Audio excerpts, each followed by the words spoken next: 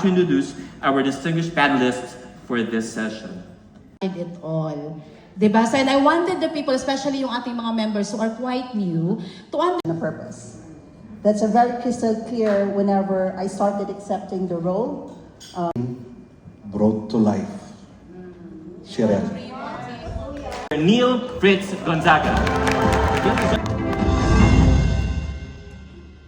Ano ba yan? Parang ano yan ah? Ano ba tawag dito? Parang nakita ko yan kay Heart. Diba?